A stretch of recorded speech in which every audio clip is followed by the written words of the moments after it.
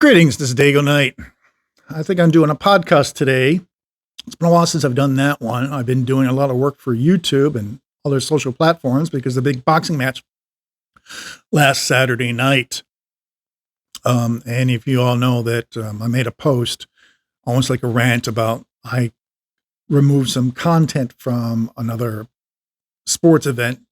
That person's going to lose a lot of publicity because I'll never promote that stuff. So well, the thing is this, I'm living in Playa de Rosarito Beach, which is just like 30 minutes south from the border between Tijuana and San Isidro, San Diego.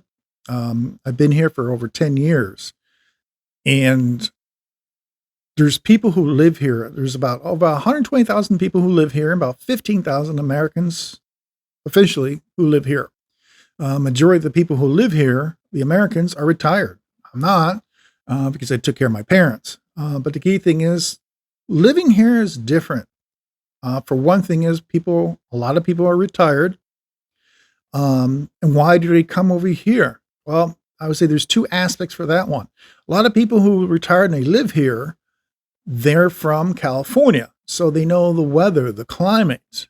And one of the issues they come over here is because of the expenses. Living in California can be really expensive. That's one thing. But they're used to the weather.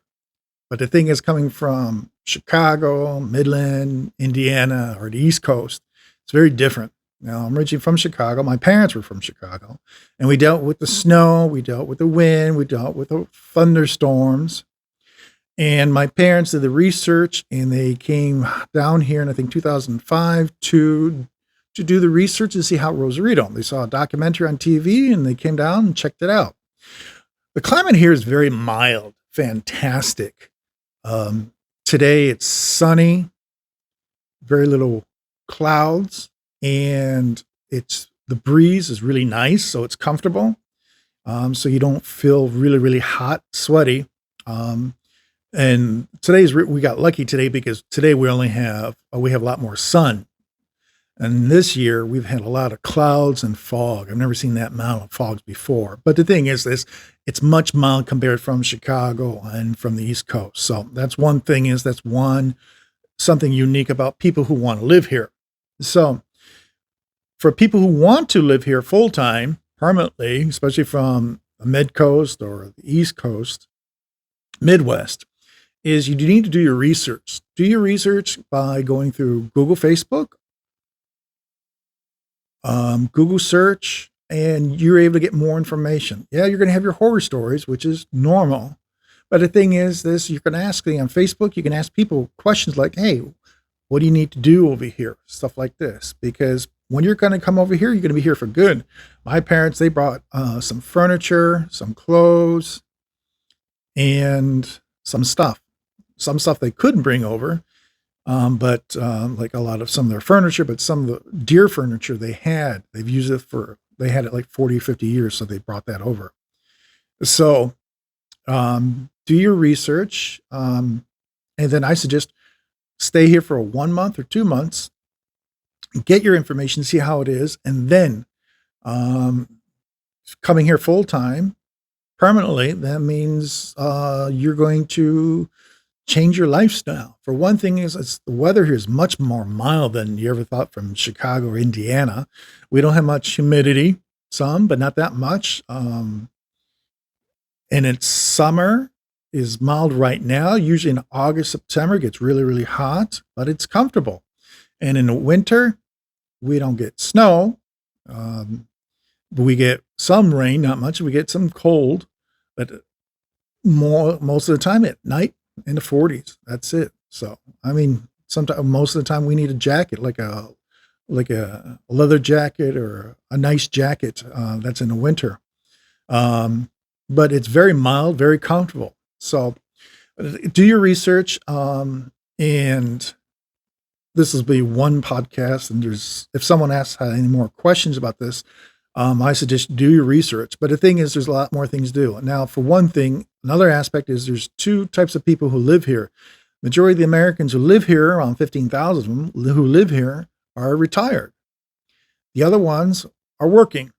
Those are it's changed over the past 10, 15, 20 years. Most majority of the people who live here are retired. But you see younger people, younger generation who are working here. They live here, they work here, but sometimes they actually cross the border. Yeah, they do cross the border and come back, especially in Tijuana. But the thing is, when you're coming over here, it's more laid back. Sometimes it can be boring because you don't need to know what to do. Now, one thing is I learned here, getting involved with photography, was there's lots of festivals, big festivals, small festivals. Small festivals could be like a food festival or art festival, a music festival. The big ones, same thing. In August, we have the big Baja Beach Fest, and that's for the reggaeton. And a lot of people who live here, we avoid that because we don't care for that music. But that place will be packed for that weekend, around 35,000 people who are going to be there for that weekend. But you have smaller festivals like, August 2nd, you're going to have the Fish and Seafood Festival. That's a unique festival to partake. You have some of the best restaurants here, and not just here, but also in Tijuana and Ensenada. Also, this weekend, another example for a festival is you're going to have the Wine Fest, organized by the Rotary Clubs here of Rosarito. I've been attended 2 years ago for the first one. It's really great. You have live music, and now you're going to have the Wine Fest. You have we're very close down to Guadalupe, the Valley of Guadalupe, which is wine country over here, and you get some of the best wines in the area, and they'll be at the Wine Fest. But there's other festivals that are going on, usually in August. That is the big month for festivals, not just here in Rosarito, but also in Tijuana. And you're going to have 2 or 3 events that weekend, that one day. So that's one of the things, is that you can partake and participate and just see how things are. Some of the festivals don't participate years ago because of the pandemic, like Baja Sand and Sabor de Baja, but you have other festivals which are replacing them. We had last weekend, we had the Beer Fest. Also, we have boxing, sports. I attended the boxing match last Saturday night, being a photographer and sports journalist over here. And boxing is going up regularly for once a month, and also you're going to have other events. You have a big surfing tournament, national and international surfing tournament. That'll be in September. And there's more things to see. But also living here, you have to meet people in order to get used to, and also to meet other people. I meet a lot of people from California, and they're living from the same areas. They're from California, live over here. But other people are coming from Chicago, from New Jersey, New York, Tennessee, Florida, even some people coming from Spain and England. That's true. Even Canada. So there's a lot of restaurants, hangouts that cater for the Americans, for the foreign clientele. So you can come here. If you have a problem with speaking Spanish, there's a lot of people who speak English here, which is a good thing.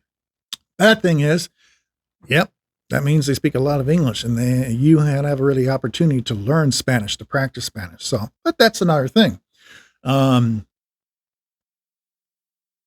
When you want to live in another country, it can be scary. It can be, because I used to live in South Korea for 19 years, and very different, because that language is very different. I had to learn that one.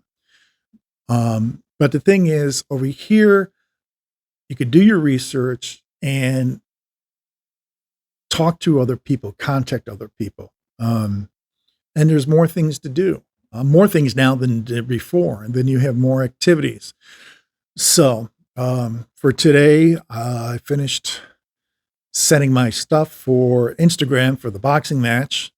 So I'm taking a day off, doing some looking at YouTube channels, see what's going on with the news for that stuff. And then this weekend we have the Wine Fest. And then next weekend there's a big basketball tournament for the local teams from here, but also in Baja, and that's going to be for 4 days. And I think there's about 70 or 80 teams.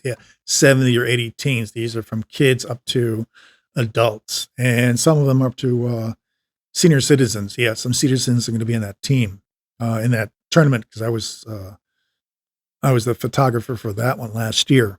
Um, so, and it's be scary, but the thing is, there's more than one way to live here and to get involved.